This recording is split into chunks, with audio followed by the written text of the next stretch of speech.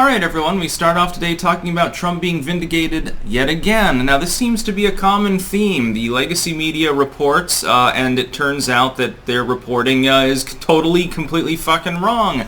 You'll remember this from such great hits as Donald Trump hired Russian hookers to piss on the Obama's bed. Donald Trump called Nazis very fine people after they killed several individuals and shot at a helicopter at one point, which nobody remembers. Donald Trump told people to inject Clorox into their veins and eat fish tank chemicals. Basically, the whole idea is there was a wall of one-dimensional propaganda. I spoke about this for literally 4 years about Trump, and virtually all of what we heard about him was not true. And by extension, anything that even had in a roundabout way to do with him, like COVID, we got, massive amounts of medical misinformation from the legacy media there too. Now he's been vindicated over the initial story about Lafayette Park being cleared. You'll remember when he had the Bible in his hand and people quickly photoshopped one into Adolf Hitler's hand, and this was supposedly funny.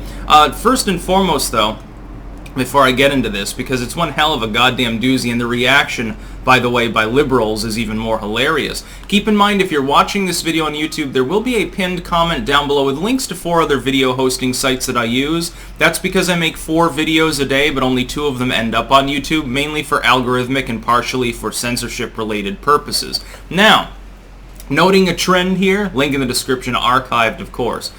The initial story about Lafayette Park, this is last June, was that Donald Trump had the area cleared with tear gas, and at first they said there wasn't tear gas deployed. It actually was, in order to get the rioters out of the area, and by then they had done property damage. It was no longer a lawful protest. That's why they cleared the park. Initially it was thought that he had done that so that he could go to a church in Lafayette Park, hold up the Bible. Basically, he had people tear gassed for a photo op. This obviously didn't do good things for his optics. The problem was there was never any real reason to believe that he was involved in that decision-making process, and now a year later you actually have an internal report, an Inspector General's report from the Office of the Interior, and indeed what appears to have happened is that hours before Trump decided to go there, they had already made the call to clear the park because of property damage, and they were going to clear it in order to put up better security fencing. Now, who leads the Department of the Interior? Who's the IG involved?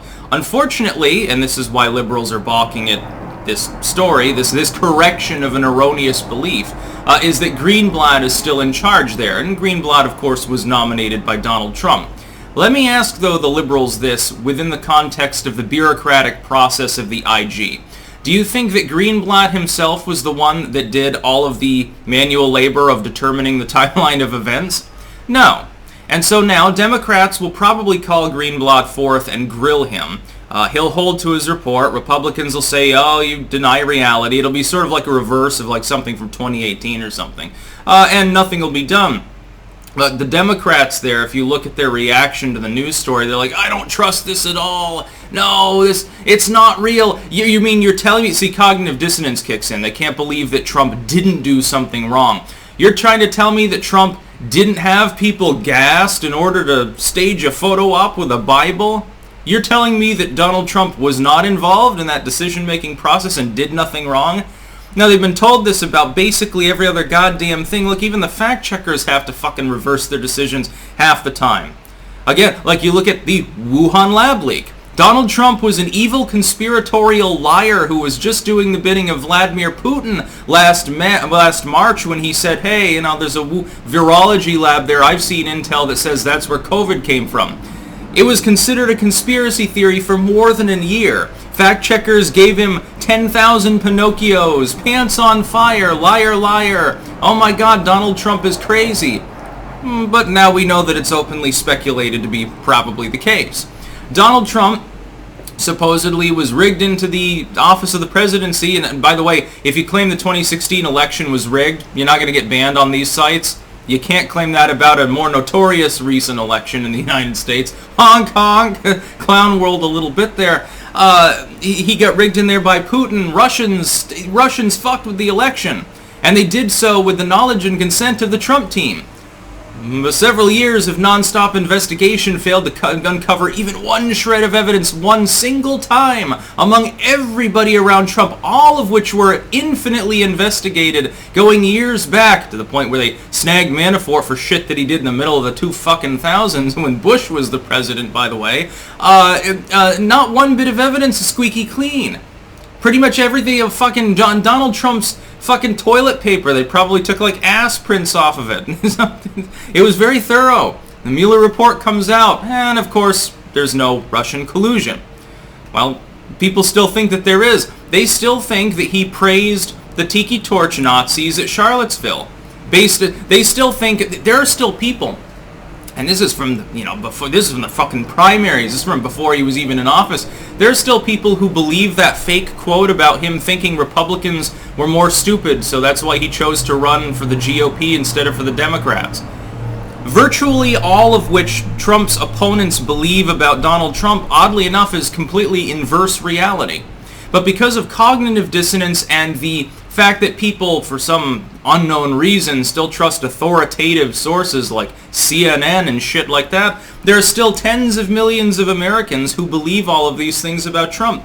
Faced with a situation with the Lafayette Park hoax, which is what we can call it, because apparently it's the initial assessment of it was bullshit.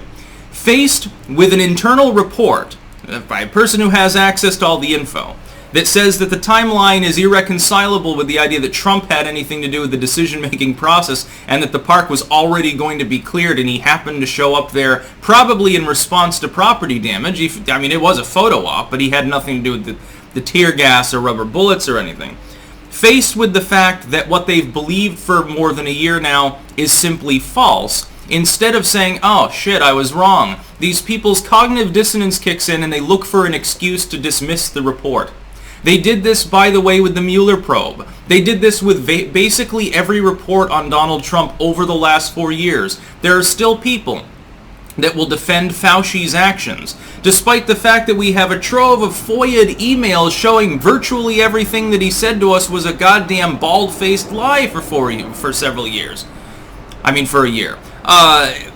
Faced with proof, not even just evidence. Like with this is an internal report. You could say that Greenblatt's lying. I don't know why he'd bother, but you can posit that potentially. But in some cases, we've got like primary documents, things that they're not fake, they're real, and they show a direct contravention of what was said or done, and people still don't believe them. Cognitive dissonance. Propaganda is a powerful thing. Again, remember, if a person has already absorbed the lie, it's very difficult to get them to then absorb the truth. It's almost truth proof. Unfortunately, most people are bad at fact-checking, very bad at admitting when they're wrong, and terrible, outright terrible at actually truly changing their beliefs. Getting them to mumble, oh, well, maybe I was wrong. That's about as much as you'll even get from the small proportion of people that are willing to admit to that. Again, there are plenty of people out there. Lots and lots of them. Literally tens of millions of people still believe the Steele dossier. So, of course, they're not going to believe the internal report with regards to Lafayette Park because, again, they've absorbed the lie that Donald Trump was a fascist, basically a mentally deranged version, basically a Nazi, but with, 50 less IQ points. At the same time that he's a big, round, almost spherical in cartoons at this point, they keep getting more hyperbolic, baby who shits peas and cries all the time. He's also a ruthless, cunning dictator wannabe. Again, these irreconcilable two positions. They believe that, despite the fact that virtually everything upon which they based that erroneous opinion has now been discredited over time. Now that the election is over, the legacy media can slowly lay off the indoctrination and tell people, yeah, by the way, we lied to you constantly. We literally admitted to the fact that we colluded with billionaires to fortify the election by interfering with state election processes in order to try to propagandize to you, but, just keep believing it, basically. Very fine people. Russian hookers. Injecting Clorox. A bunch of bullshit. That's about all. Peace out.